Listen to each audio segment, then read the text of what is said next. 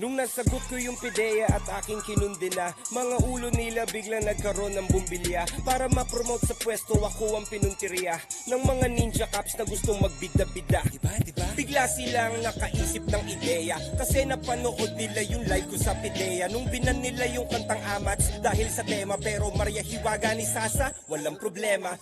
Wait for it. Here it comes. Almost there.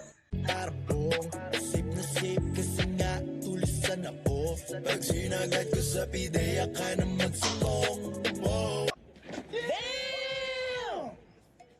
Bakit ako magbebenta sa di ko kakilala? Kung sa eksena ko ay maraming nagmamariwana, bakit ko papahirapan ang sarili ko habang sinusugal ang karerang matagal kong pinagsikapan? Bakit isasama ko pa yung kapatid kong may karamdaman at kameraman para mag-vlog ng kaganapan? Walang saysay na mga paratang pawang haka-haka lamang para pangalan ko ay urakan. Alam ko meron akong mga paanan na tapakan, ngunit di ko yun sinasadya. Ako ay tao lamang, pinaglaban lang ang paglikha ng merong kalayaan. At kung yun ay masama, yun lang ang aking kasalanan.